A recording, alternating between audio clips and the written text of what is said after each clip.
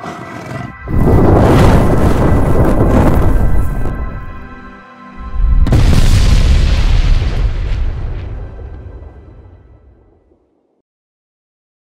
that I yelled at you. Are we cool? So many inappropriate That jokes. got really painfully intense. You know, let's just go ahead and move past the awkwardness of me being intense with you, and let's go ahead and start the show. Hi, my name is Will. I am the narrator for the Basements and Besties actual play. We are playing Ian Publishing's A5E Level Up System, a game called The Dark Lanterns of Sharn, set in the world of Eberron. You may notice, for those of you who have been watching up until now, you may notice that we have kind of a different setup. We heard your complaints, and by your complaints, I mean my mom squinting, saying, "Is that you? I don't understand. You're so fuzzy." And so we're trying a couple of new things out. We're new to this. We're gonna we'll get there. We'll get there. You might also notice that the lighting got better. Thank you, Cassie. Yeah! Welcome. She's over there, but she got real quiet. So you know. Okay, so let's go ahead and get started with some introductions. How does that sound? Sounds great. So today we're gonna do something a little bit different. Rather than giving a fun fact about ourselves, I think it'd be neat if we give a fun fact about our characters. So that way, the people at home, that's you, can have a chance to get to know our characters, and maybe for some of us, we can get to know each other's characters a little bit more. So we're gonna go ahead and start off with you, Cassie. Okay. So why don't you go ahead? Today's question is, what is your character's favorite food, and where do they get it? Alright, so hello, my name is Cassie, and I am playing Adelaide Oleander, a human bard whose story has stepped outside of her dragon-marked house. And Adelaide's favorite food is actually Earl Grey cupcakes with lavender frosting, and they can be found on the dessert menu at one of her favorite places called the Martini Lounge in Dragon Towers. Oh my god, you brought the Martini. Yeah. You brought the Martini Lounge back. Okay, all right. Everett's is next. Oh my! Oh no! I just opened this up to Everett. Yeah, you did. That's D's. No! You brought this on yourself? I did. All right. Hey there, I am Colin. I play Brock, a bugbear berserker who finds life a little bit dull without an explosion every now and then. Brock's favorite meal comes from a little food stand in Malian's Gate that sells a particularly good spiced lizard. You do not tell his mother that, though, because she will not allow him to eat any cooking but her own. By threat of violence. Yeah. Yeah, I can absolutely see that from her, 100%. That's wonderful. And I am Sarah, and I'm playing Deidre Mills, a human rogue who is trying to find her place in a world without war. And her favorite place to eat is unfortunately Everett's a little bit too rich for her. Is another restaurant down in Malian's Gate called the Greasy Spoon. Essentially, it is a large, giant kettle that is in a community with stools and a table kind of set up around it. And you bring the food you find and you throw it in the kettle and you eat whatever's there, and it's continuously cooking and you keep adding to it. Oh, Community hot pot. Community hot pot? Yeah. Oh my god, I love that. But it is, again, always cooking, meaning someone could bring fish or cabbage, and you just spoon out and then you surprise, what's in it? In Malian Gate, I'm just imagining like a young hobgoblin like walking up to this kettle and going, "I have a nut allergy. Do you it's like Then perish. You get added to the pot. What's in that? The fuck if we know? A little bit of this, a little bit of that, and you'd be right. At one point, they tried to do like a chalkboard where they wrote down everything that was put in. Didn't work out. But it's Someone stole the chalk. Someone stole the chalkboard. Hi guys, I'm Connor. I'm playing Colton, a human warlock who made a deal with death, but he did not read the terms of that deal. And Colton's favorite food, I think, is actually something very simple: steamed pork buns. And there's a nice little place in North Edge. Doesn't even have a name. It's run by a really nice old couple that went to church with Colton back when he was with his family. And it's just the most perfect thing in the world. Just a nice homemade steamed pork bun. And his mom made him for him at one point too, but can't really get him that way anymore. So he still goes there every now and again after service on Sundays, or the equivalent of in Eberron, and gets himself one. Yeah, and your character was raised in a house that venerated the sovereign host. Am I correct on that? Yeah, Yep. excellent. Absolutely. Now, this may be a putting you on the spot question. Yeah. But was there ever a member of the sovereign host that your character identified with the most? Probably, but Connor's forgetful knowledge of the specifics of the religion at the moment makes it to where I can't answer that question, and I apologize. That he's being modest. He's just building up the tension. You're gonna have to see next episode just to understand that one. Boom. Write this stuff down for me. Yeah, I know. I'm doing this. Read the guide. I'm kidding. It's gotta be Doldorn, man. Come on. Oh yeah, absolutely. What is that? I'm not telling you. Yeah, well, come on! Make it knowledgeable and check. Okay, well, again, my name is William Tramp. I'm the narrator for Basements and Besties, the Dark Lanterns of Sharn. By the way, we are sponsored by Ian Publishing. Ian Publishing! They make games, including this game, which we're playing. It's Level Up. Anyway, I wasn't asked to hold this up. I don't know how to handle having a sponsor at all, so I'm just... We love our sponsor. We do love our sponsor. You do. Okay. You have it placed. Now, let's go ahead and jump into the game. Theme music, go. We still don't have theme music. Okay. Last time on Basements and Besties, the Dark Lanterns of Sharn, it was opening day. The grand opening, the soft opening, the day before the Race of the Eight Winds, 22nd of Larvion. The White Stag Tavern opened up for its first day of business. And a couple of things went. You know, let me. Cassie, why don't you? How do you feel the opening day went? Well, How would you describe it?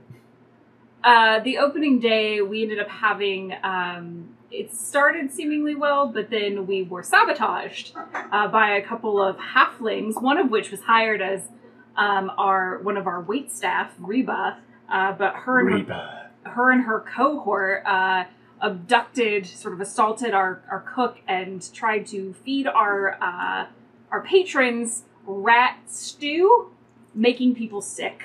Now, to be fair, tried to implies they did not succeed, and I'm pretty sure they succeeded. Did. They got everybody. A few health code violations. Yeah, fair man. Which was unfortunate because the White Stag Tavern is a staple of the Clifftop district, especially in the particular neighborhood that you are in within that district. So there's a pretty decent turnout. Now, if I'm not mistaken, Dee has her own theories as to why this may have happened. What was Dee's theory as to why this may have happened? Who does she believe was truly behind this nefarious act of sabotage? I mean, at the time, she definitely thought it was Froon, but it was not Froon. You know, the opinion has changed, Yes. in fact. And now, that opinion changed. You all went on a chase to try to capture Reba, one of the two perpetrators of this heinous crime, while Gertie stayed back to try to manage the affairs and kind of play damage control and figure out, basically, to keep the business going, which is what you hired her to do.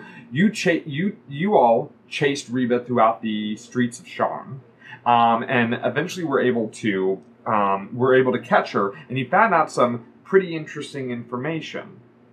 What did you find out, Connor? So we found out that she actually came from a group and led us down to the Fallen, the destroyed part of Sharn where a tower once fell, and it's basically a crater now where you can maybe find people.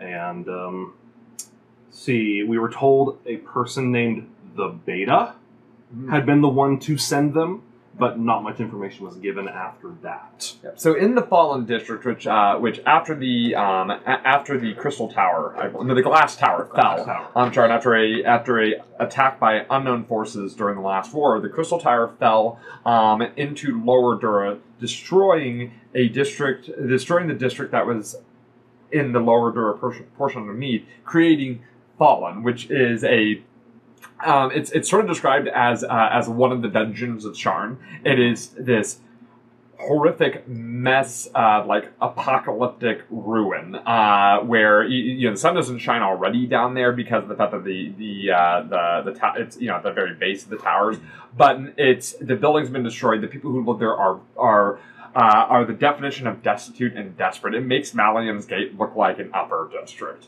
In some ways, when you were down there, when you went down there, being led by Reba to the secret, their hidey hole, you were watched by a number of figures in the darkness, waiting for the opportunity to pounce. Now, Reba did lead you to their base, Colin. Why don't you go ahead and tell us a little bit about what do we discover? Well, we discovered in a sort of sub-basement of one of the towers, there was a sort of an idol to some sort of like horned rat ogre creature, which Colton identified as Asherak the Slow Death, an overlord who is the patron of disease. Mm-hmm. And it seems like these halflings, and we later discovered also gnomes, diseased, may have been trying to spread that misery to people of the upper districts. And for some reason chose your brand new open location to do this. Now, you pressed forward into the temple of the rat god, or rat overlord, I'm sorry. Hey, anybody at home who knows Tolas? Wink. So you ventured forth into the temple of the rat overlord, deep under the fallen district, and you met a fair amount of resistance.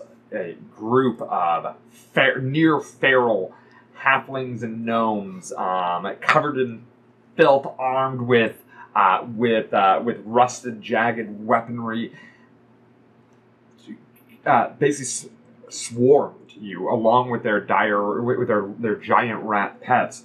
And when all was said and done, one of your own fell. D, and this is where we open up the scene. The Sharn rats, as they are called, the one remaining member of you can see the older halfling woman, I believe, kind of cowers under the furious gaze of Colton in their makeshift nest, while just outside of the hidden door to their abode, the three of you, well, really the two of you, Adelaide and Brock, stand over the body of Dee. I think because I'm probably cradling Dee's body and trying to like clean the blood off, just in a sort of state of shock. Colton! I look at the one. Stay! At this point, the ghastly visage has fallen off. I will come out from You see the broken, shattered form of Dee, flesh torn open from the blades and teeth of the Sharn rats and their ilk. You see that Adelaide is holding her, trying to wipe the blood, as much blood away, but her own clothes now stained crimson. While Brock overlooks, you see this and now absorb this scene. Not again. What do we do? We need to get out of here. Yeah, we need to leave. Wrap up her body. I take my greatcoat off, put this around her, wrap her up, and just make it look like she's asleep, and we're carrying her. We need to get back. We need to get back topside now. I'm trying to dress her so that she doesn't look like what she is. Trying to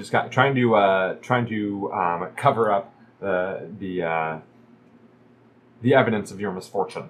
You can see that the beady eyes, kind of reflected in the light that you brought with you, of the rat member, from just watching you from the darkness, just staring wide-eyed and silent. And from the other room where the giant rats had come from, the large open chamber, you still hear the sounds of like chittering and movement, but nothing comes forth to interrupt your efforts.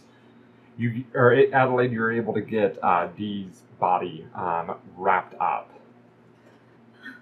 Brock, I can't carry her. I got that. Okay. Let's get topside.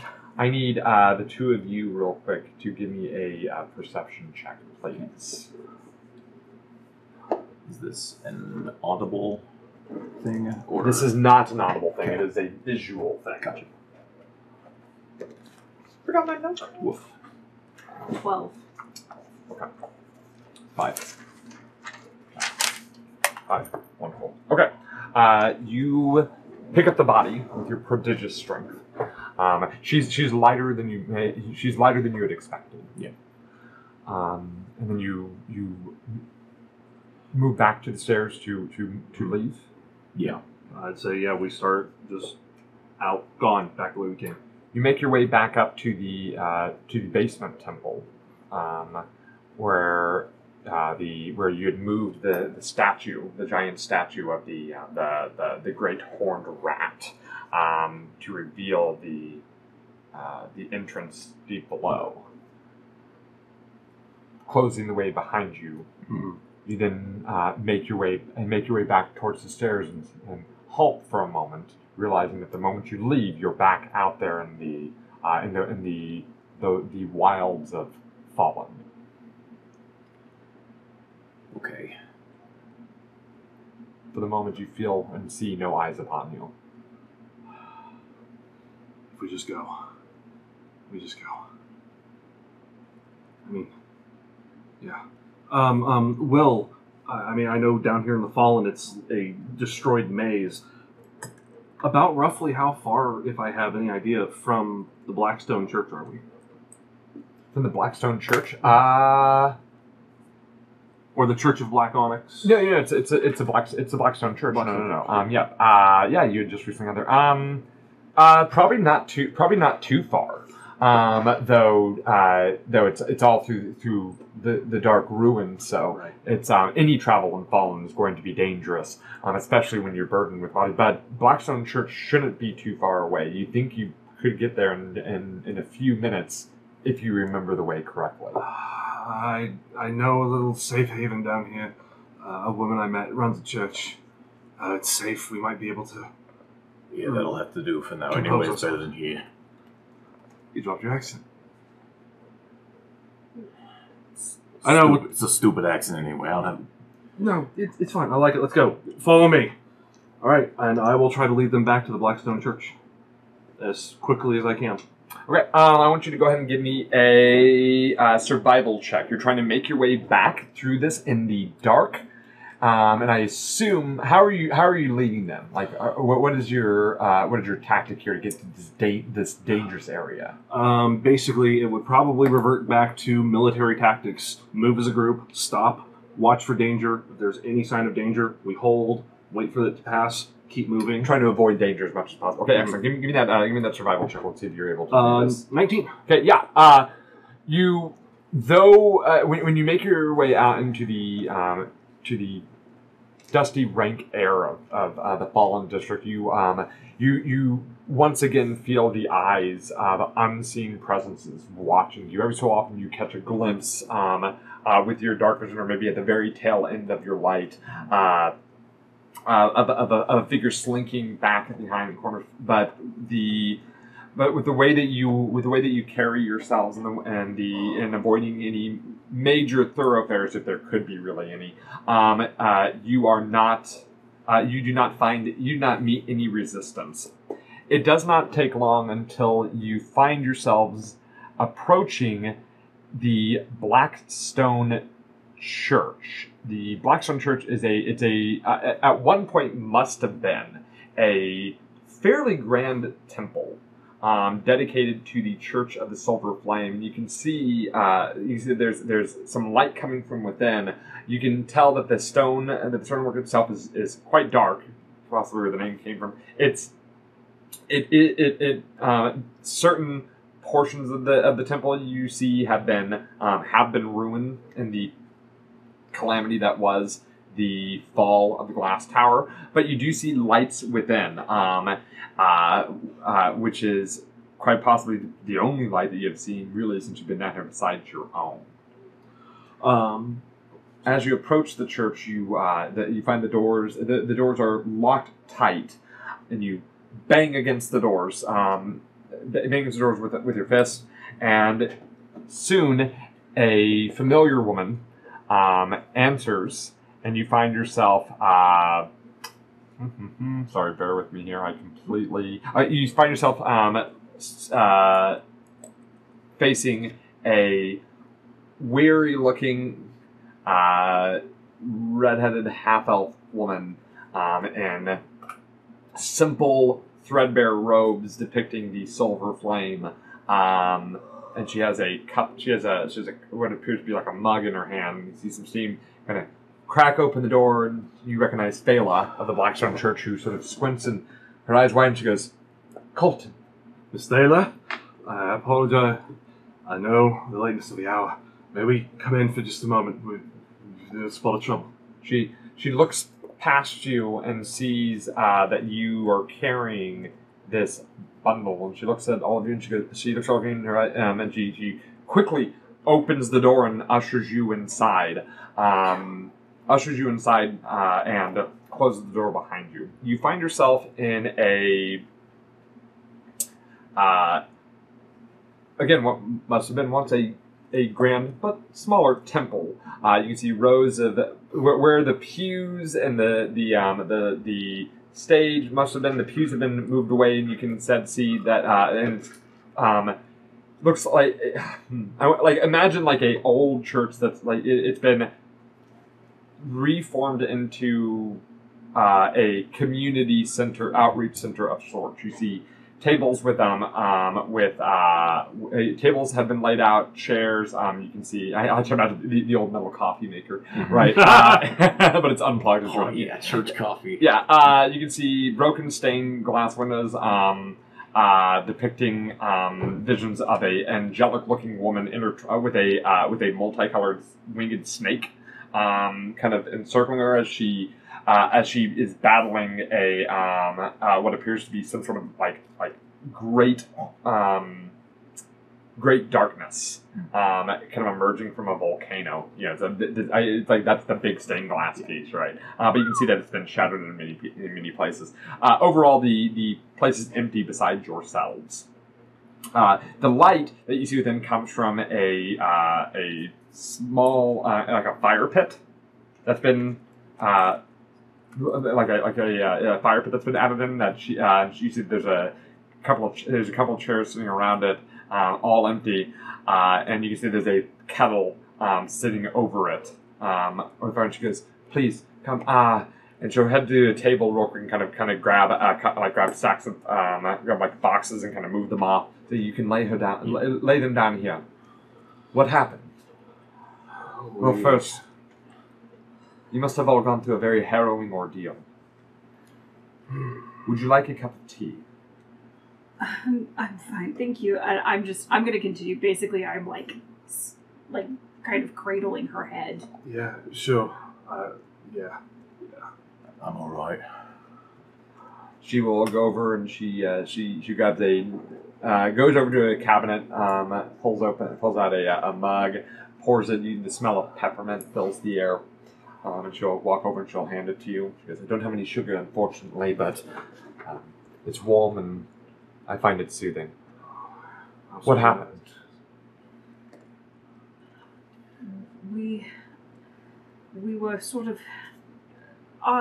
we own an establishment up in Clifftop, and there were some saboteurs that we tracked down here. There were more of them than we accounted for, and we were ambushed. Yeah. They got the upper hand on us. You came to Fallen looking to get some sort of revenge on this. Well, answers. We're not sure why the sabotage occurred. Well, you seem fairly armed. That would imply to me that you weren't looking for weren't prepared for only getting answers. Can't come down to a place like this and not be prepared for a fight. Even I know not to come to Fallen without weapon on hand. Most people just simply say don't go to Fallen. Some of us don't listen. Who was it? The saboteurs. Sort of halfling and gnome rat people. Ah, the Sharn rats. Yes, Yeah. That's what they're called. Oh, you know about them. Yes. Okay. Well, I live here. They are one of many factions that try to scrape out a existence of sorts here in this district. I do not deal much with them directly, though I often find myself treating those who have encountered them. Yeah, they don't seem to take kindly to strangers. Yes. And they have a tendency to spread disease. That's what they tried to, well, possibly succeeded with our patrons. They accosted our cook and served tainted soup.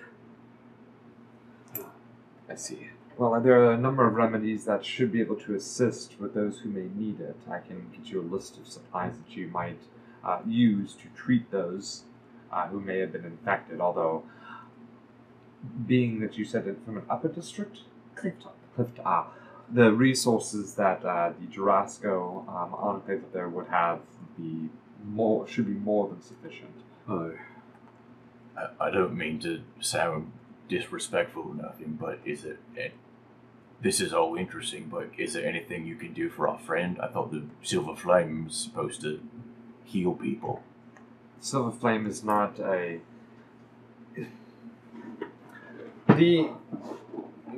Spiritually, yes. And heal the world, the flame shall. Someday. Every act that we, as a member of the Silver Flame, take is to push back the darkness that threatens the world. But the healing that you asked for, this is a type of, where you speak of magic.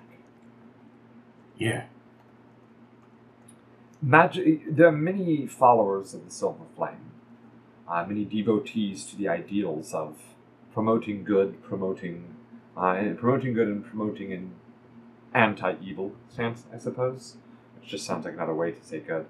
But true magic is rare indeed.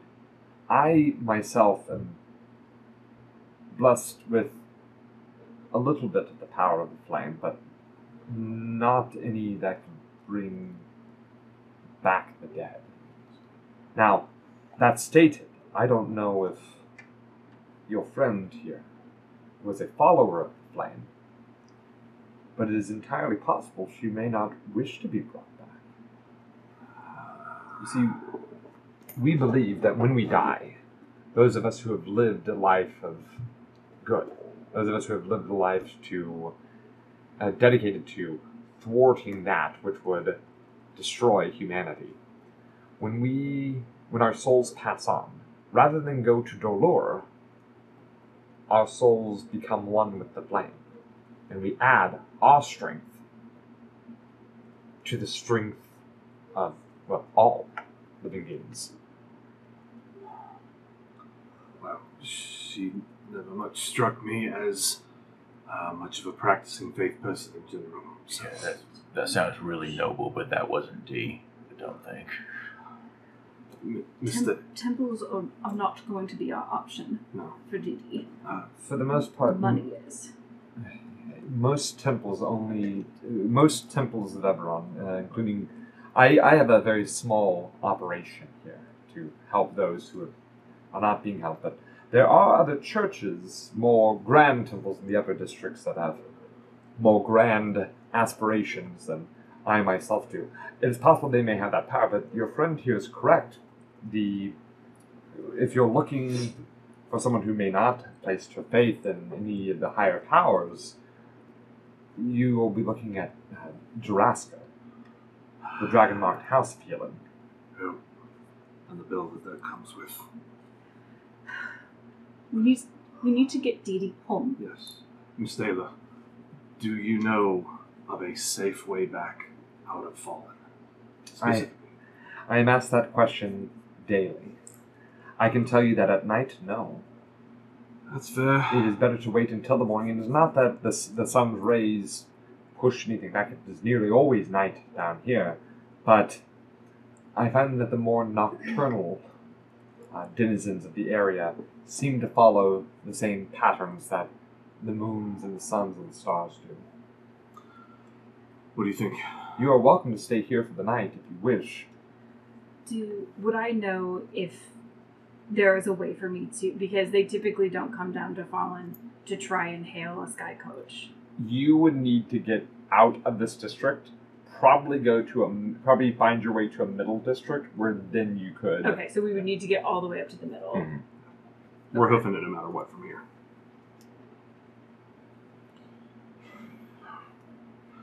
I can try to guide us through again. I got us here once. I can get us back out. But if we get attacked, I don't know what kind of. I can do that again. I can only do it a little bit more. The two of you are on any condition to fight right now. If something does happen. We're already past. You feel the aches and pains kind of setting in once you've had a moment to sort of rest from your ordeal. The stress of the day of preparing your business and then going deep into the night with adventure heroics and the loss of your friends starting to weigh down upon you. I know there are restrictions on the kind of magic that we need. Time frames. Does anyone have an idea? I know some are. Would I have an understanding of the procedures that Jarasco does? Yeah, you can go and give me a knowledge of. I'm just going to give it to you. Oh, well, you know they can raise it. No, you're talking about like the time frame wise. Yes. Yeah, go and give me a knowledge of Arcana check.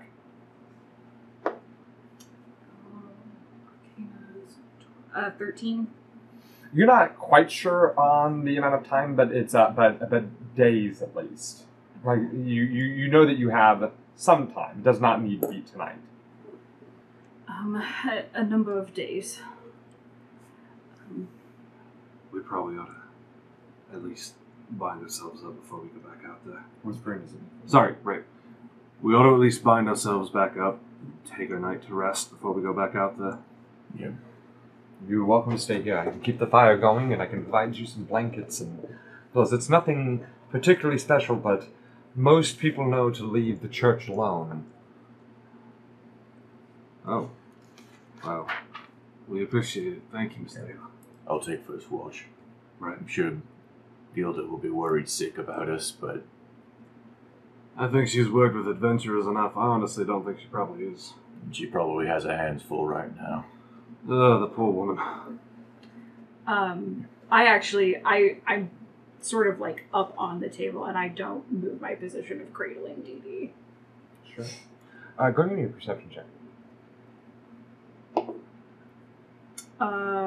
11.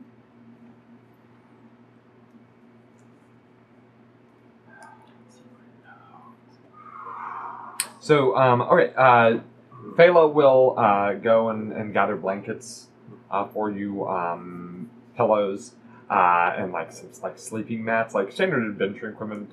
It's obviously been used. Mm-hmm.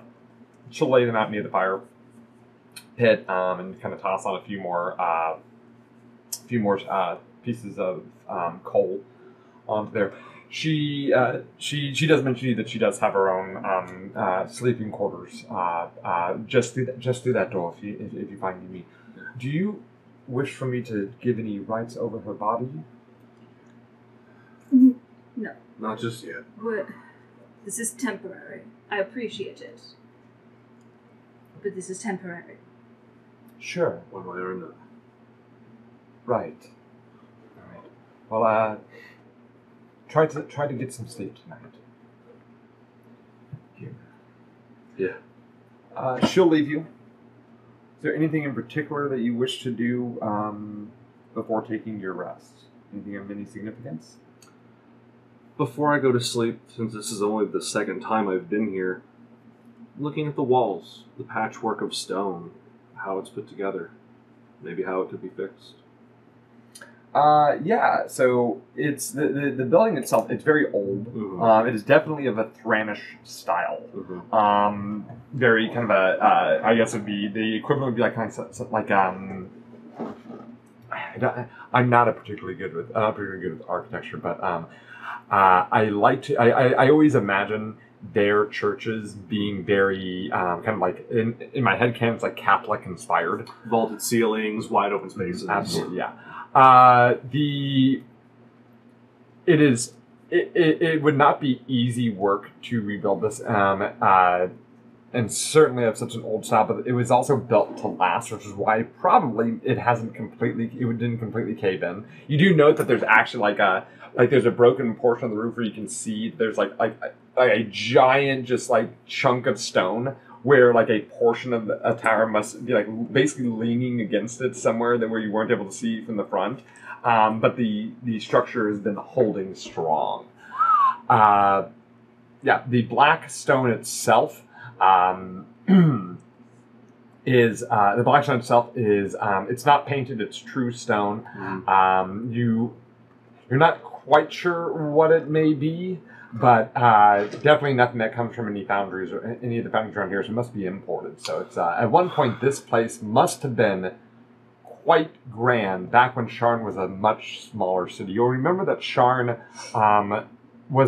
didn't instantly become the city of towers. Dura was the original district, and as the city grew, it grew not only out but up. So at one point, I like to imagine, you may imagine that this temple must have once bathed in the sunlight, overlooking overlooking the great cliffs, just a few streets, probably just a few blocks over. The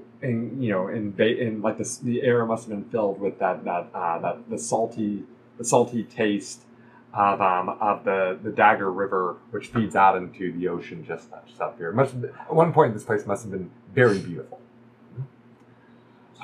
But urban expansion. Hey man, old parts of town get forgotten. Anything in particular that you're doing?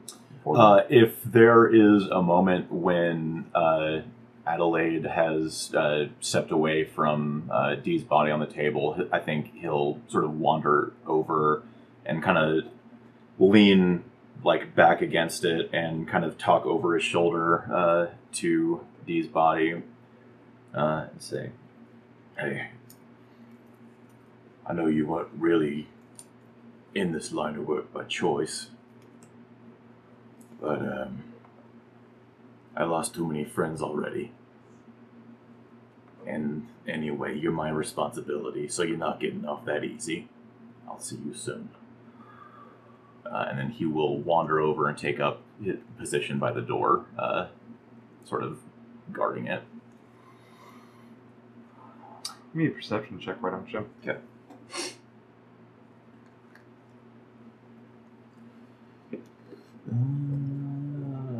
20, dirty 20.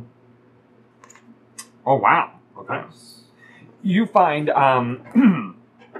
as Adelaide had moved for a moment, possibly to maybe get a cup of tea, or maybe, I like to imagine that Phelan brought like a pitcher of water also, like a little basin of water to allow you guys to get at least a little bit cleaned up. You see that as Dee's body has been shifted, something had fallen down onto the ground, and you can see that there's a slip of paper or a napkin from the White Stag, but it's been folded up but it's partially unfolded, and you can see that there's some writing on it. I'll pick it up and look and read it. Hold on here.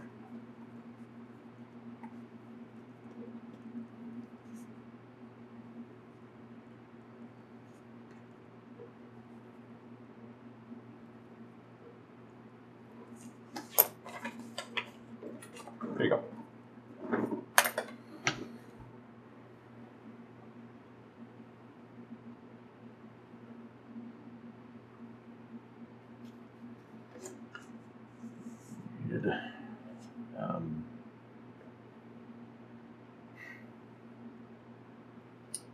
Do I remember anybody by that name? You did not meet anybody by that name. Okay.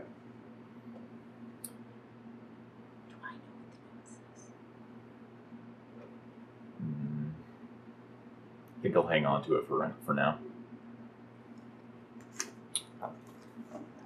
Is there anything particular you do before you go to this? After I clean myself with the base, I'm going to take some of the water and I'm going to try and clean Dee Dee's wounds as best I can so that she's not like caked in blood and stuff. Probably, I'm imagining like trying to like clean her body as best you can. Yeah. Okay, so I imagine probably like out of the sight of the others then. Yeah. If you can, because. Yeah, or like having them sort of turn away. Right. Hold on. Or you can keep talking. Oh yeah, I'm doing that, and then my intention is to sleep propped up next to this table, like holding her hand even while I sleep. Okay, 1 second.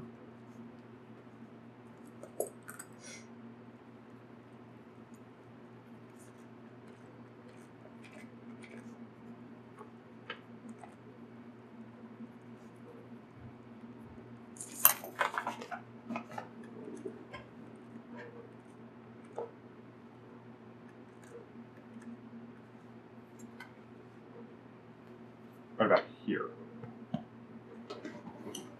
She tries to keep her reaction level, but there's probably a shock across her face. Well, we are being gentlemen and probably looking away. Yeah.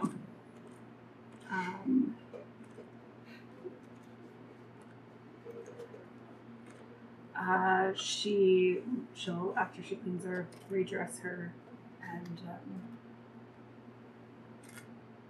she is still gonna move about, but her expression has changed, and like you probably see that she's got a bit more of a faraway look.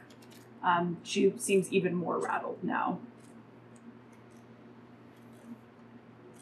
Colton probably sleeps against the wall with his wand in his hand, just propped up.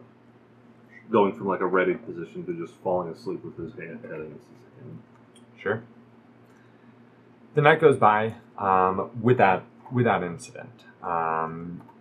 You can go ahead and gain the benefits of a long rest, as the Blackstone Church does in fact count as a haven for you. Not you, you're dead. I have not been torn to pieces. Oh, I'm sorry. Dee's dead. Dee Yes. does not get the benefits of a long rest. Suddenly God. we're That would to be the so Southern Baptist scary. Church. Be healed! Oh my gosh, you'd be sleeping and suddenly G just goes, "Ah!" That would be terrifying. In the morning, Brock will share the note with Colton and Adelaide. You see Colton as he wakes up is sort of moving a bit stiffly. Colton, you wake up and you find that you're that maybe it's the way that you're sleeping up against that wall, but you still feel pretty tired. And really drained. Your your arms and legs are kind of just cramping quite a bit. You actually are suffering a level of fatigue right now. Okay. When you suffer from one level of fatigue, in a 5e level up by Ian Publishing, you can no longer use the sprint action, which is a new action in A5e level up by Ian Publishing, or the dash action. Oh! So that's the first That's a level of big deal. fatigue. I'm assuming that a nice long rest will remove a single level of fatigue. Usually, yes, but you finish your long rest and you wake up feeling. That's what I mean. Another one should hopefully. We don't know. I guess Yeah, we'll you find can out. find out. We don't know. Yeah, usually, game mechanics wise, when you take a long rest, you heal a level of fatigue, assuming you have a comfortable position to sleep. So maybe it's because you didn't use a bedroll and you slept against the wall. I don't know. You're just feeling cramped and kind of fatigued. Not on my A game. At this point, no, not in your again. So you have a level of fatigue. I found this note on.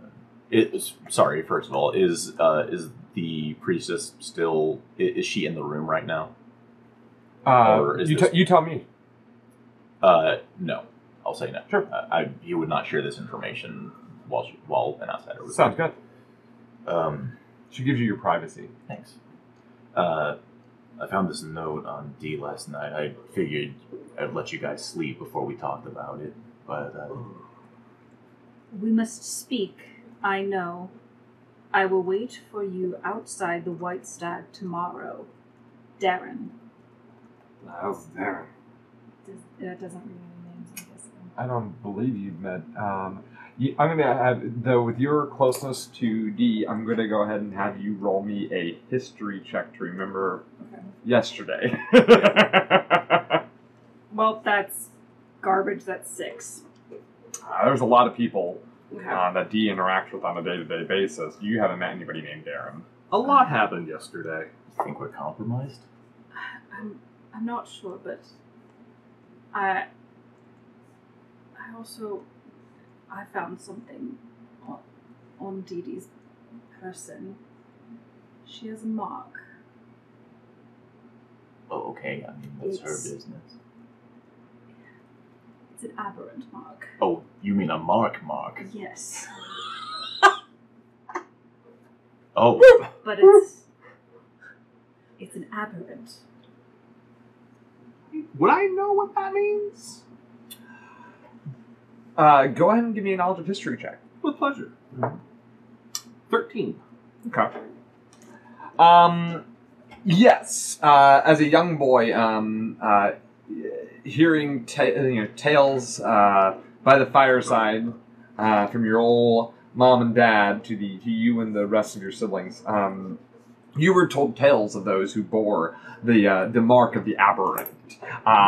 They are they effectively the aberrant mark holders are like the boogeyman.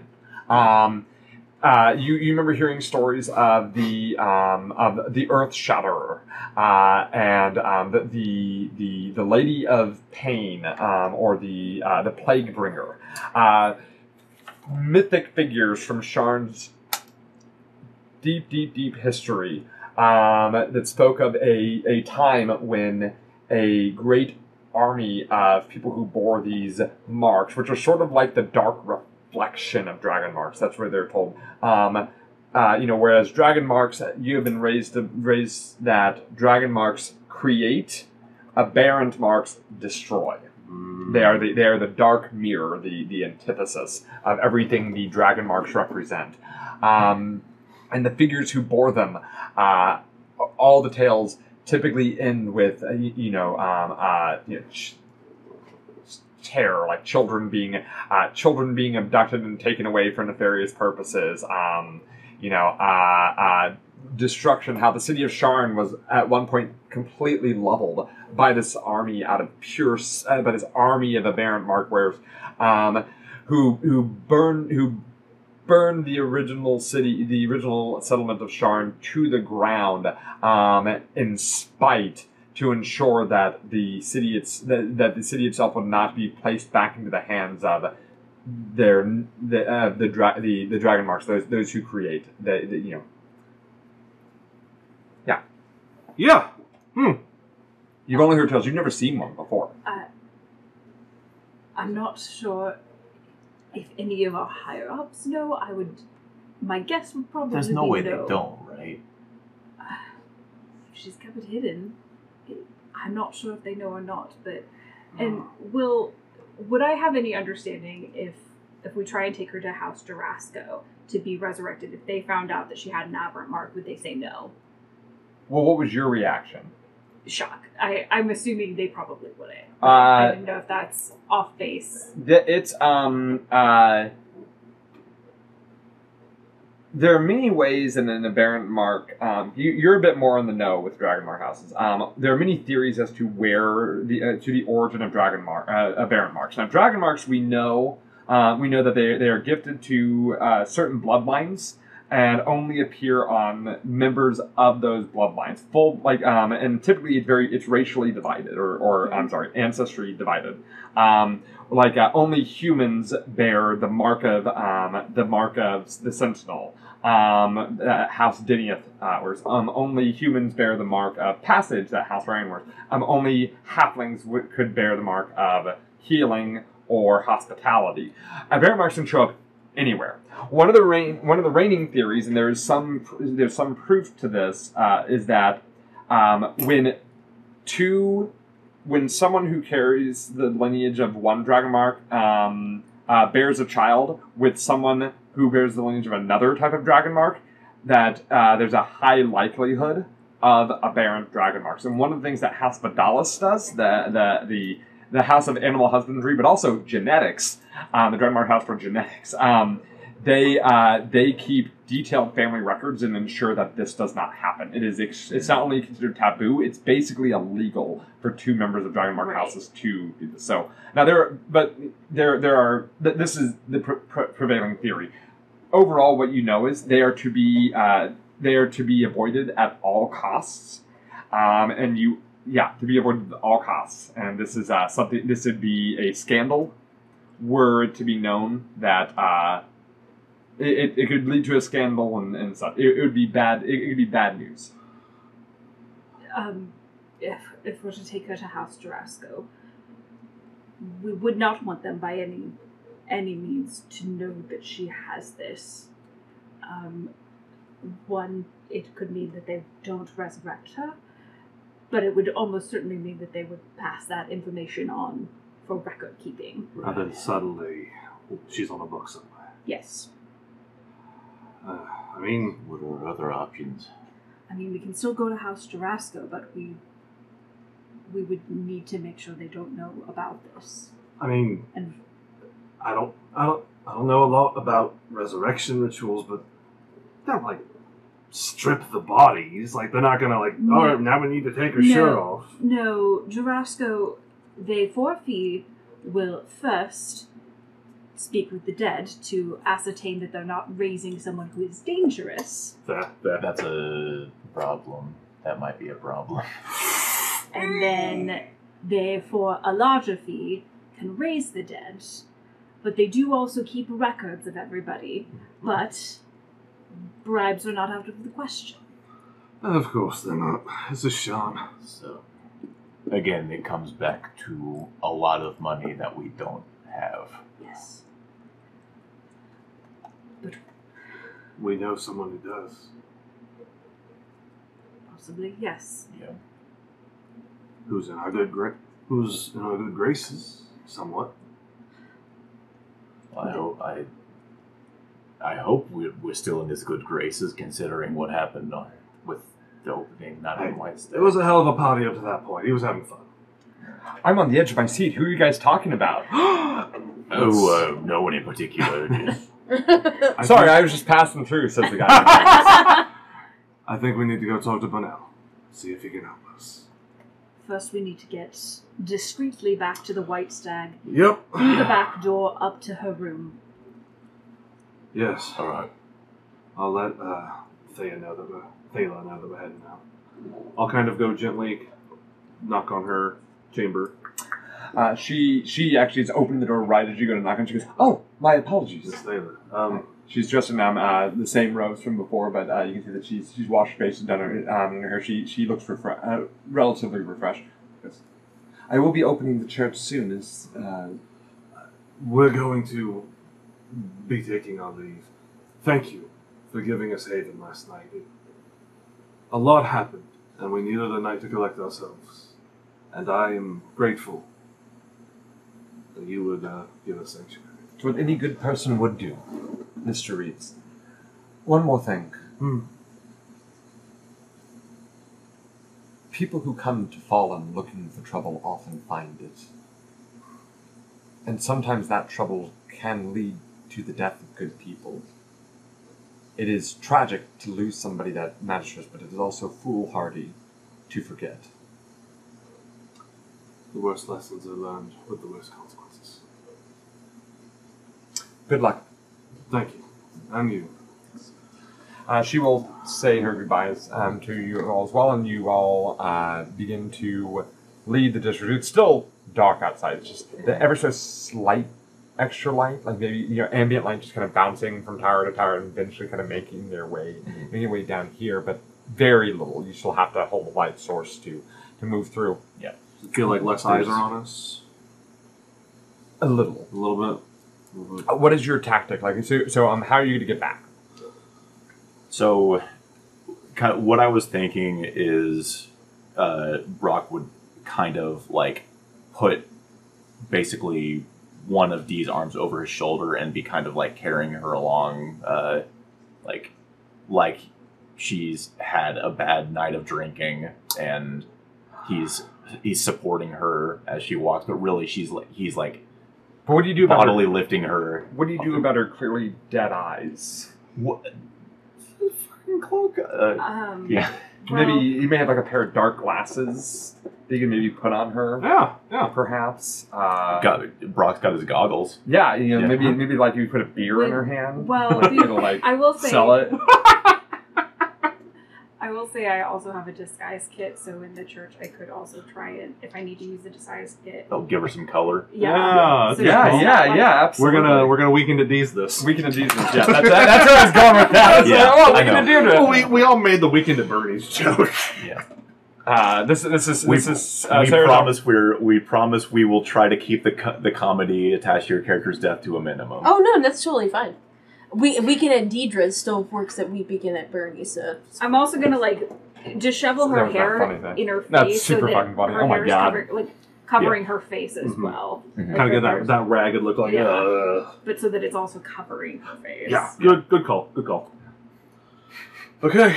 So but what's your tell like real quick? Mm-hmm. What's your plan? Like how's your plan to get her body from here to Clifftop? Are you going to be walking through these? I'll just lay out the options, right? Mm-hmm. You could try to take her through the streets. You could try to get to a upper district, try to get a sky coach. Then you have to deal with that. What is your plan here? I think quicker is better. I think getting up to where we can hail a sky coach, and if they ask questions, we see if a little extra money will keep their mouth shut. Yeah. I feel better about bribing one sky coach pilot than trying Running to into multiple people. make our way across multiple districts, including some upper districts that with a Right. increased watch presence. So The last thing as we soon need as is a watchman going. As soon as we can hail a sky coach. Sounds good. Okay, so you're trying to get out of the Fallen District. I'm going to go ahead and say that since you waited till daytime to do so, you are able to get through there. Again, there are still prying eyes, and you see a number approach, but they see the weapons on you, and kind of glistening the light, and these figures back off a bit more. And kind of keep their distance. You make your way out of the Fallen District, finding an old staircase leading up to the district above. You find yourself in the, I want to say Kenton district. Give me 1 second here. I can give you a straight up answer.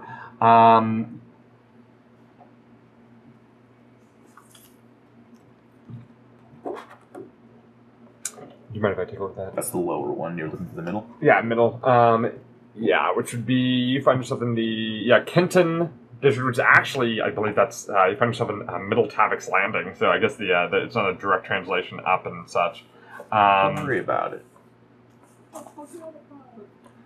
You know, these bridges and staircases are just... They all blend together. Yeah, out there. Kenton is a working class district. The long halls surrounding the central towers here are divided into dozens of tiny apartments, home to the laborers and the commoners who keep the city running. The few people who are on the streets seem to be in quite a hurry, either heading to work or just to somewhere much more interesting than Kenton. It is a remarkably dull district, functional, bland, and unremarkable. You do notice, though, that a lot of the workers that are moving by are shifters.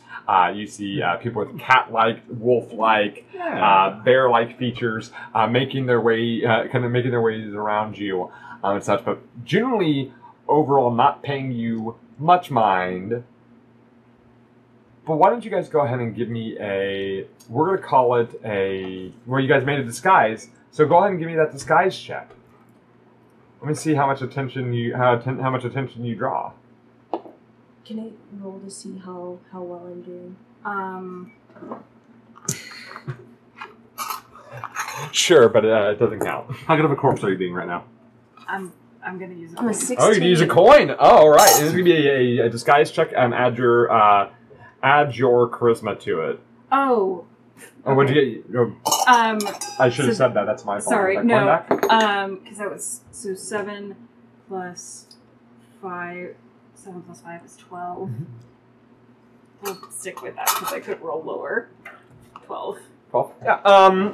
Okay. Yeah. You overall seem to avoid. You get a couple of odd looks, people, but as you're in a working class district, odds are it may be less about the fact that you are bearing weapons, which isn't too uncommon, but more that you are carrying around a clear drunk in a district where hard work means something. You are able to make your way through the district and eventually get to a sky coach station, where you are able to get on you are charged the usual fee of. Oh, I canonically forgot that. I need to write this down. How much a sky coach costs? One silver. One per silver person? apiece. One silver per person. So 4 silver. Got it. Yeah. The sky coach operator, a younger, probably like early 20s. They look at D there and just sort of kind of sniff, like. Kind of rolling the eyes a little bit of like, oh, I have to deal with this on this. I promise we'll keep it contained. It was a rough night. It's fine. But a fun one. That's true. Where are we headed? To Cliffside, White Stag Alley, White Stag Manor. Cliffside? Yes. Top. Flip top. Oh, that's a very different Sorry, district. sorry. Cliffside is a. Yeah. Like we said, fun night last night. Well, it's that. Well, if you're going to Cliff Top, I take it you're going to be taking in the races. We hope to. Yeah. It is today. My shift gets off, and I plan on watching it myself. Who are you all rooting for? Oh, it's got to be the Manticores for me. The Manticore? Yeah. Who runs the Manticore?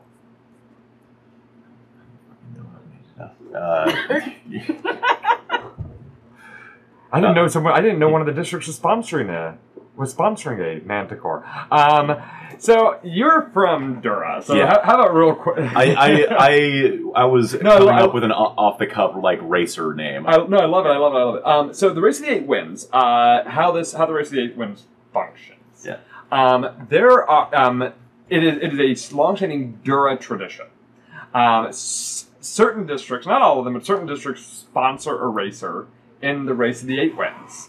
And they use a traditional animal it's a aerial race all throughout the towers of Dura, upper, lower, middle. Like part aerial race, part joust. Yeah. As it is a full contact sport. And the Manticore would have been probably from when you were a child. When you were a child growing up in Malion's Gate, Malion's Gate does sponsor a racer each time. Yeah. Their colors, by the way, the colors for the home team are black and gray. Thank you. And the Manticore may have been one that you. I imagine like this probably you went and saw when you first saw the races. They sponsored a Manticore. Now usually Dura does a dire bat, but I imagine like some enterprising bugbear had gotten a good deal on a Manticore and de-spined, of course. Trained it. Yeah, some of the spines grow back on Manticores really fast. It was de-spined when we got it. Yeah. when they got I like to imagine the thing about Malion's Gate, they have never sponsored a winner. Yeah. But they certainly sponsor they certainly sponsor one of the more entertaining. As you always can count on the Malion's Gate rider to have a particularly feisty mount and aggressive rider. Yeah. Which is typically why they use the dire bat. So they say to you, the Manticores are, Malion's Gate. Yeah, cool. Well, you hear that they're no longer running the Diabat anymore. Ooh. Have I heard that? No, you've been gone. Oh, yeah. For a while. Really? Yeah. What are they doing this year? Well, the past couple of years, they've been running a gargoyle. Ooh. No rider, just by themselves. Oh, flying through. Cuts down on the weight, I guess, although they are made of stone. can, I don't know. Can a racer be their own race vehicle? Apparently. Huh. Who are you all rooting for? Hippogriff. Hippogriff? Ah, yes. That's a fairly popular one. Did you grow up in? Dang it! I should have had it pulled up in front of me. I am ruining the. I wrote all I'm this not down. from the area, but I believe House Vidalis helps in the training of the hippogriffs, is why. Well, the Hippogriff, yeah, that's sponsored by Overlook and Dagger Watch, colors white and gold. Yes. You can see, by the way, that they are wearing they're wearing colors of white and silver. by the way. Pegasus. Yes, high water. Oh, I like to put my money on a winner. That is usually the surest bet. That's absolutely true. Pegasus. Plus, they know how to race. They focus less on the fighting and more on the race itself. And, well, I enjoy the pure sport. But I'm not so sure about the whole fighting aspect. That's more of a Malion's Gate sort of thing. I mean, you can see a horse race anywhere, right? Yes, but can you see a Pegasus race anywhere? That's true. I'm partial to the eagle. The Eagle? Oh, that's run by a dual sponsored by Broken Arch and Stormhold, colors brown and gold. Mm-hmm. You can see that, by the way, they are a big fan of the race. Yeah. They know a ton of stuff about this. Which is, like, definitely wanting to keep this talk so that they don't focus. They definitely aren't. Yeah. They rattle on for a while, giving you going through all the different mounts that are used in the race that it wins, and the districts that sponsor. Noticeable absence is Clifftop. Does not sponsor an actual racer. Just reaping the benefits of the race. Apparently the Adventures of Clifftop may not have the time or inclination to sponsor, despite there being a 500 Galifar prize for the winner. Oh, that must be why. Yeah. Just 500, say the exactly. That won't even get me halfway to Zendrick, excuse me. Counting their platinum chips. Oh, how quaint. Oh, how quaint. Adorable. Hush, corpse. George, that's my wife. I'm sorry. I am still here as Sarah. You are. I'm sorry. All right, you make it back to the district. You can see that the district is very alive. People from all ilks. It is the Clifftop is considerably more full than usual, as people from all over Sharn, heck, really all over Corvair, for those who have the money, have flooded into the city to see the wonders of the Sharn race of the 8 winds. You though, it is not hard to get lost in the crowd when you get off of the sky coach at the station and make it back to the White Stag. There are plenty of people already pre-gaming, so it is not heavily noticed that maybe your weekend at Deidre here thing isn't what it appears to be. Well, and I'm assuming that because we have an exterior entrance to our living quarters, we're going to take her up there first. You can see that that by the time you make it back, you do note that there's movement within the White Stag, probably the staff getting ready, having arrived early, and you can see smoke already rising from the hearth chimney there as the lunch is being put together. Although you note that that the smell is not quite there's a different smell to the air for the foods that you've sampled. So. But you make your way back around to the stairs leading up to the manor above the tavern, get inside, and are able to get Dee into her room. That was nerve-wracking. So, going to change out of bloody clothes, but then we probably need to send a courier asking to meet with Donald. Yeah. Aye. All right. So, I'm going to do that. Okay. I'm gonna I'll stay here and make sure none of the kids walk in and see this.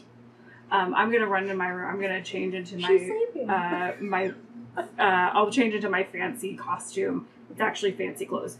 And then run down to the bar to quickly make sure that everything's okay, because you said there was a weird smell. How is everything going, Gilda? So you walk in, and you see that Gilda is currently in the kitchen, and you see in there with her are two human men, probably in their 30s. They two human men. They look like brothers. They look like brothers. They've got straight brown hair. One of which wears is very long. He's got like a kind of a longish beard. The other one has a very neatly trimmed goatee, and his hair is spiky. But you can see based on their faces, they must be siblings. And you see they've got this big boiling cauldron of soup boiling, and as you enter, Gelda goes, "Well, we're doing auditions for our next cooks." They go, I mean, if we had more notice, we would have prepared something better. Well, I think that this is pretty good. I mean, this is it's fine. Excuse me, and she'll close the door and leave out of the room. She goes, Bernardo is gone. "Well, yes, he was assaulted and quit." I understand the assault. I didn't know that there was that he quit. It's being handled. We had a backup. The brothers should handle nicely. They are hired as a pair, but they work alternating shifts. Okay. The soup is decent. Is there any way to maybe not do soup, since the stew last night was upsetting? I don't know if it's too late for them to maybe cook something else, but... Or did you want to have a more firm hand on the menu? No, I'd happily let you take this over. No, I was just really hoping for sliders, Gilda, but it's okay. I was hoping for sliders too, but unfortunately that's what we hired Reynaldo for. I'm sure we can get them up to speed. All right. This is what happens when, people leave on short notice, but nevertheless, I have it covered. All right. Understood. Then, if everything's in hand, I have to run to the courier station. So if you'll excuse me. You, as you turn around, you see that over there by the hearth, you see the hulking figure of Bron McGurty. He's got a broom, and he is sticking the handle of the broom into a hole in the wall. And goes, "Hey, are you in there? Get out of there!" And Gilda goes, "I mentioned to Bron that there were rats, and he said that he would be happy to help us rid of any that may be lingering." "Oh yeah, no, I've done some I've gotten rid of a rat or two before." Wonderful, thank you so much, Bron. Don't you worry. Hey, are the kids up yet? I think they might still be asleep. I haven't checked on them. Oh, I was gonna let them put the cheese on the traps. I bet they'd have a good time with that. They probably would. I bet. Good to see you, Adelaide. Good to see you too, Bron. I have to run. Thank you. All right. Thank you, Bron. Thank you, everyone. And I'm going to run to a courier station to send a missive asking for to meet with Bonal or Nalvio. Sure. Meanwhile, you're upstairs. You two are upstairs. Mm-hmm. Standing vigil over the fallen body of Deed. I figure we probably take turns cleaning ourselves up, getting some clean clothes. Yeah, whilst making sure the kids don't see. Yeah, exactly. Yeah, you're getting dressed, in fact, and when you hear a "wow!" And then, "oh, cool! Oh, whoa!" What's all the excitement about? You move out to the common room where you see that they are gathered around a coffee table. And there's a little trap there, and they're just like dropping cheese onto it, and just snaps. And you go, "Oh, what?" Like, dropping little snacks onto it, and kind of giggling maniacally as the trap snaps. Okay, carry on. If they're focused on that, they're not focused. Yeah, exactly. On keep the children entertained. Mousetraps? Yeah. That was my favorite board game as a kid.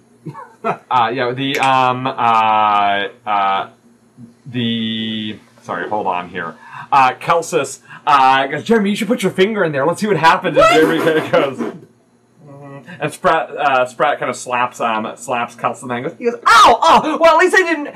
He goes, well, he wouldn't let me use his stick to touch the dead body." And then Chuck goes, and Sprat goes, "Shh, shh, shh, shh." What's What are you kids doing? You see, Jeremy is like has not begun crying. And then like tears falling down his face. He goes, and Justin Al's sort of like fluttering around in the air, kind of like wildly now. And Sprat goes, she's sleeping, she's sleeping, she's sleeping. And she shoots Kelsis a look, who with his eye patch just goes, what? No, she's definitely dead. Listen, kids, it's. First of all, who's dead? Miss D. Okay, so you do know. I told you! And Jeremy goes, and Jeremy runs out of the room. Runs out of the room in the alpha, and Sprat looks over at Kelsey and goes, Go, make him feel better. Go! And she's... But we're gonna fix her. It's gonna be okay.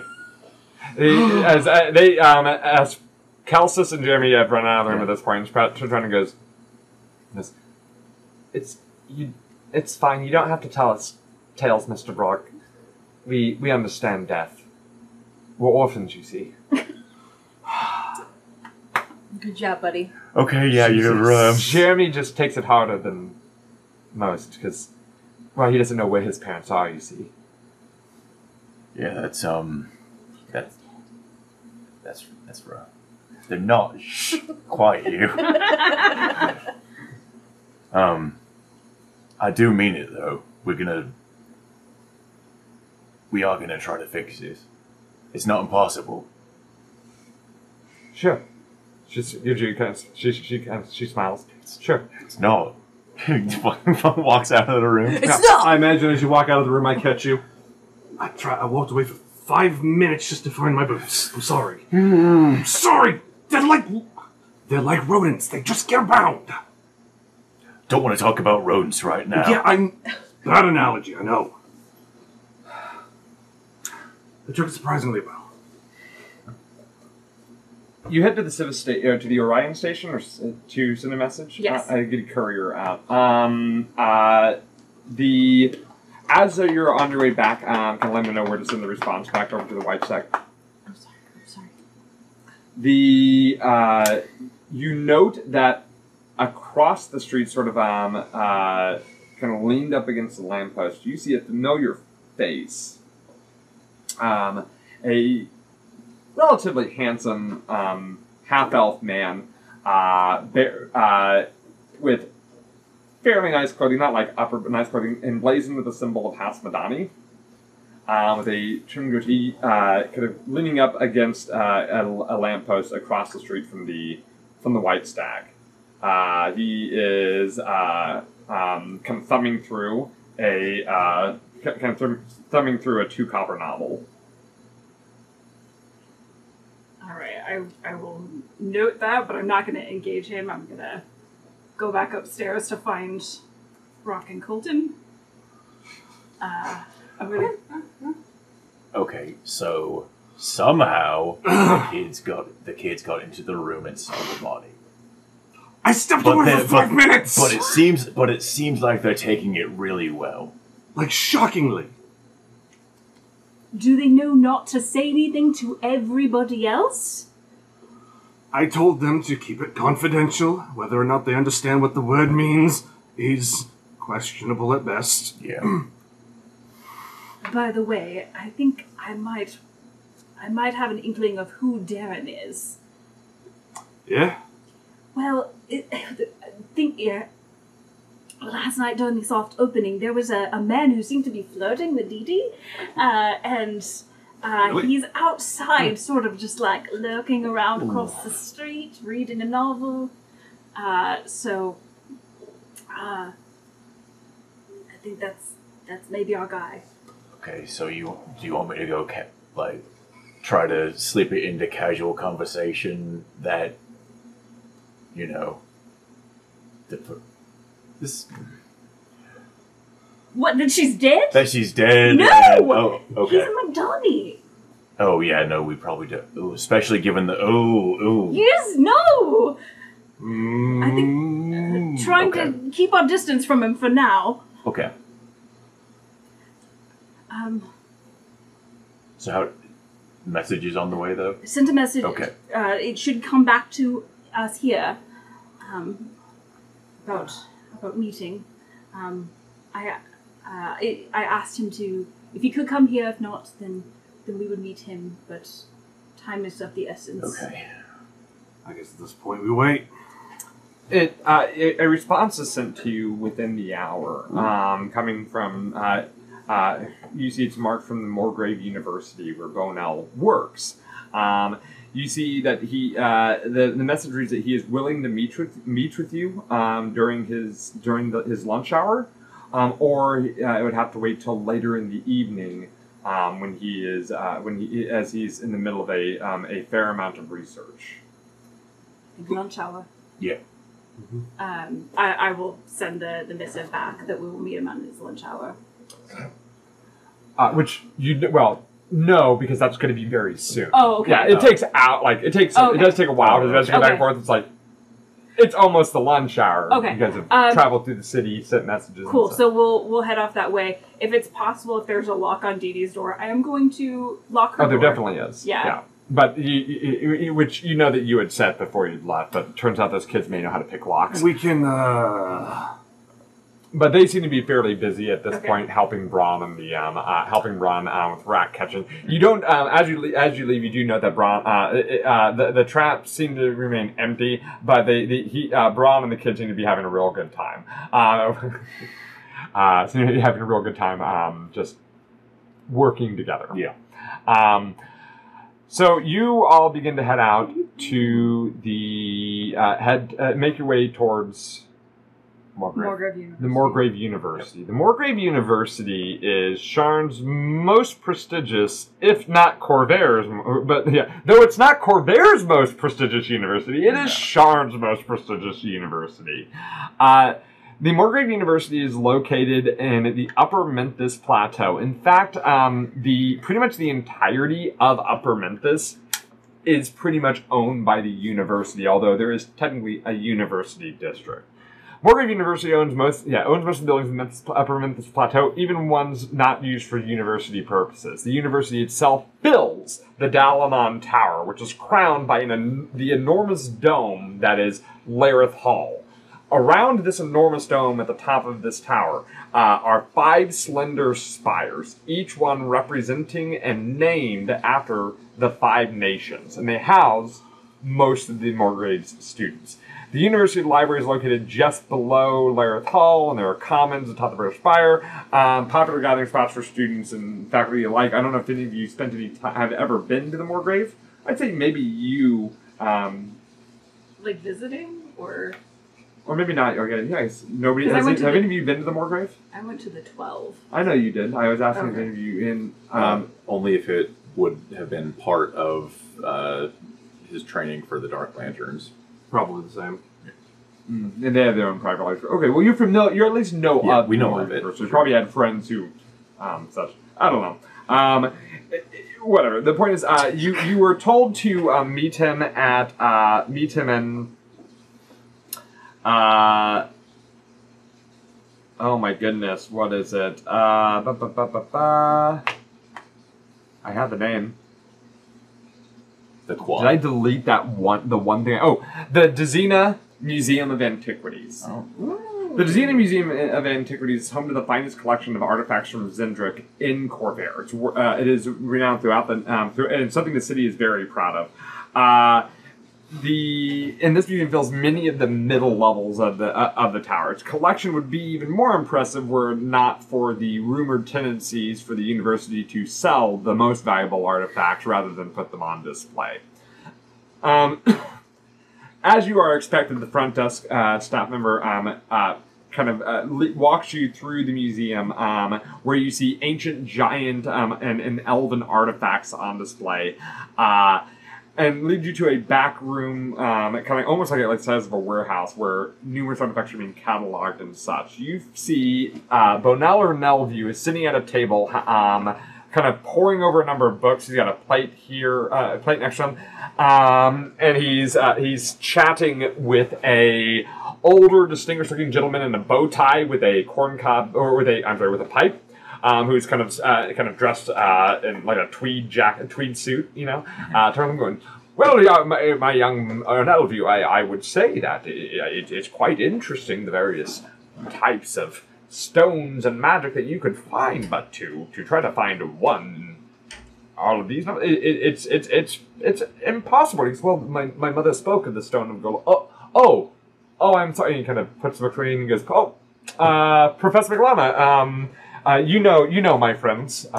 Yes, Yep. Professor, so good to see you again. He gets kind of a look on his face as this older gentleman goes, well, I'm not an... We were hired. Yes, you're the ones who brought our Yes. good Ornell. Oh, well. We were a little worse for wear last time, I understand. He kind of gives you, he goes, well, pleasure to see you again, Yes. Miss, forgive my Adelaide. memory. And he kind of leans in and gives you a wink. And he go, well, I'll leave you all alone to speak with, okay, I'm sorry, I think he's about to turn into Don Knox. Leave you all alone to talk to your friend, to talk to Mr. Nelview. And he will head off towards where to give you all some privacy. And then he goes, and he closes the book and kind of puts it to the side, and he puts his plate to the side and gestures for all of you to sit down and says, well, what was so urgent to send the message? It's good to see all of you. Is it about the restaurant last night? I'm very sorry that happened, but We're so sorry about that, and I hope you and Chet are all right. oh, we're fine. Chet is gonna get checked at the local house of healing. It's a place he often finds himself getting checked for various things. Well, No shame. We in need it. your No, help. no, okay. Better to check than not check. That's it's what actually he says. another issue that we needed to speak with you about. We, in trying to understand who and why we were sabotaged last night, we encountered a bit of an ambush, and Dee Dee didn't make it out of that ambush. She captured? Is she? No, she's dead. He kind of slumps back into his chair there. Oh no. And Dee Dee's not a part of any faith. So our only recourse to undo what's been done is to pay House Durasco. But Oh. we find that combined, I don't believe we have the funds. We couldn't afford it. It's an awkward thing to ask a friend for financial aid, but we were hoping. We would be willing to compensate in any way we could for anyone who might be able to help. Yeah, or even just if you could point us towards somebody who might be able to accept, Let me stop you there. You see that he's kind of playing with his the mourning locket around his neck.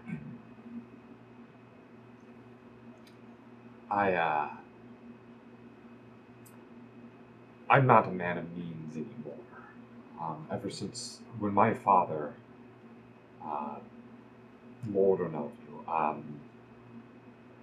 absconded with the funds. Most everything that was owned by my father was seized by the city government in its flight.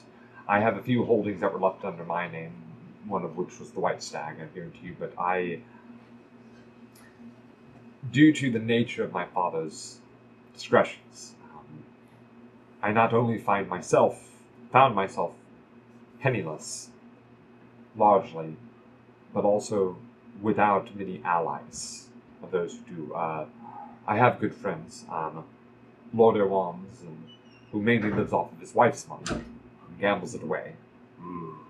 And, of course, Chet, who lives a lavish lifestyle, but is not a man of much means himself.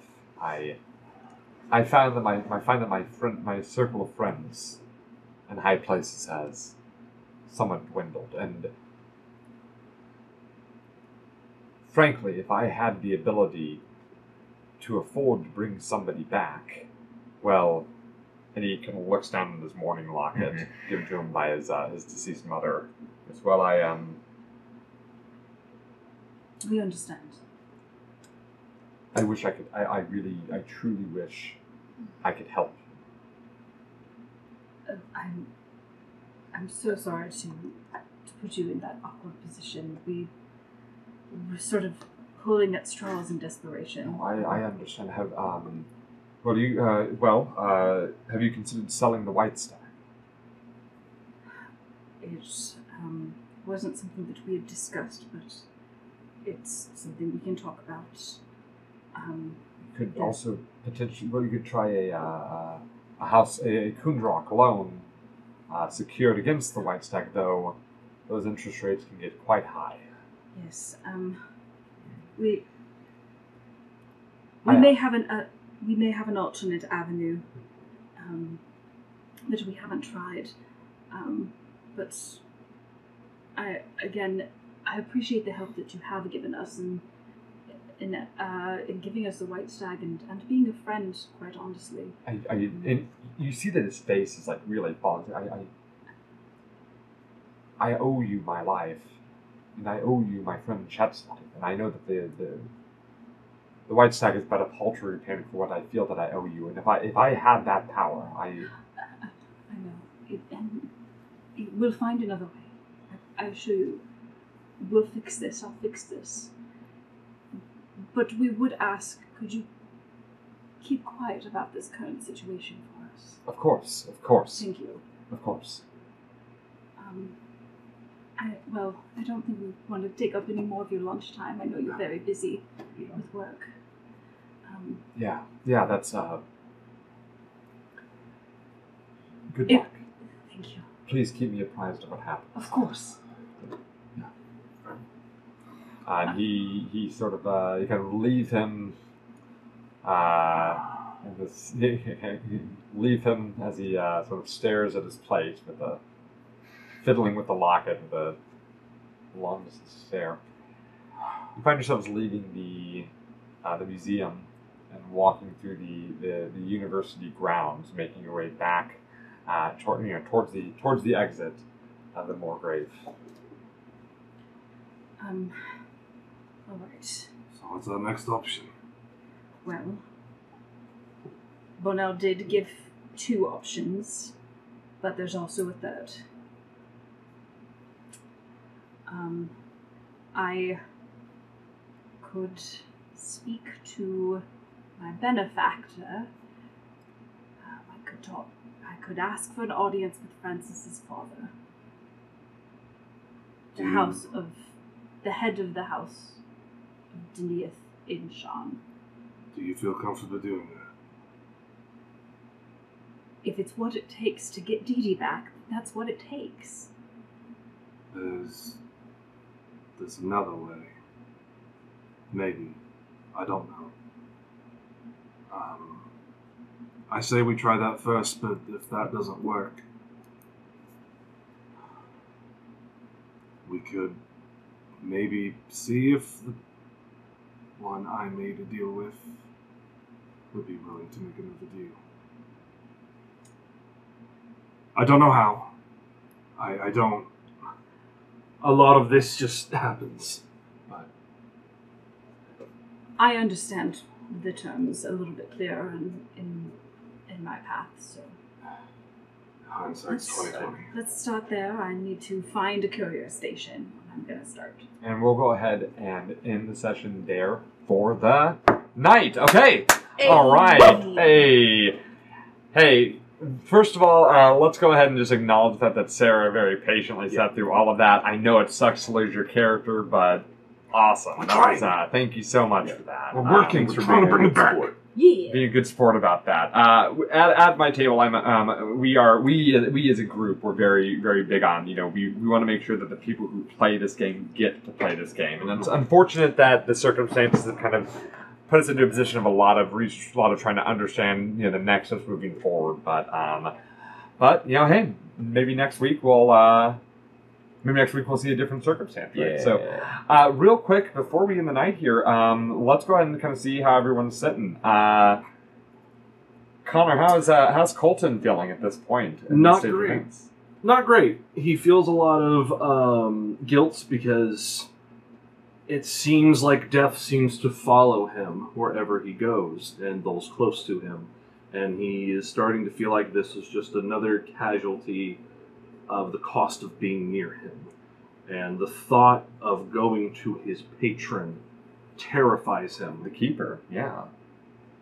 But if it gets D back, he paid a price once. What's another debt to pay off? That could be a very interesting turn. Well, what about Brock? How's Brock doing? One of the things that's on Brock's mind right now is the discovery of the aberrant dragon mark on Dee's body, and how what that might entail as far as the Dark Lanterns' employment contract with her, and what that could mean for what do they know about it?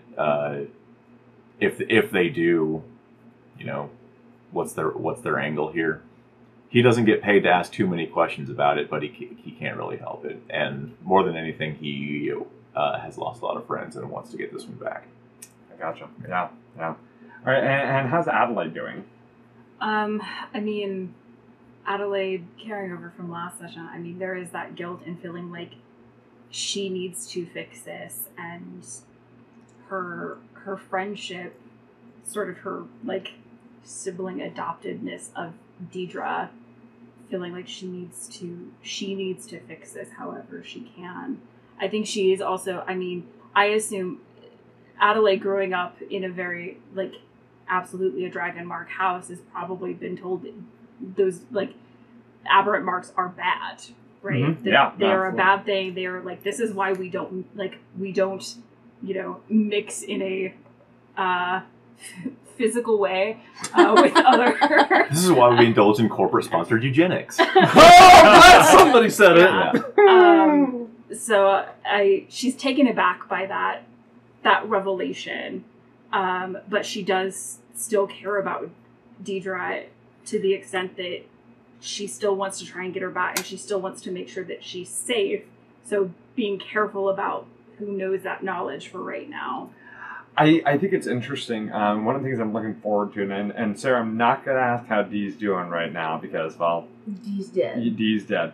But one of the things I am Dee's dead. very curious on, and we may end up exploring next episode, is not only Dee's feeling about the knowledge that the secret that she has kept is out, but I'm also extremely curious on how she feels about the fact that Adelaide told that to everyone else. Had a chance to keep that secret and outed her to the rest of you guys. I'm very interested to see if that changes the dynamic between your two characters, So, all right.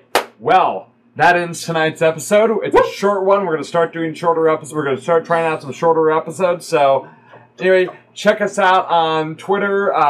Basements and B&B Actual Play. Check us out on Buy Me a Coffee if you'd like. Hey, that'd be cool. Links in the thing. Otherwise, it's been fun playing, and we hope to see you all next time. In the basement. Yeah! It never gets old. It never gets old. It never gets old. I hate it here. Probably.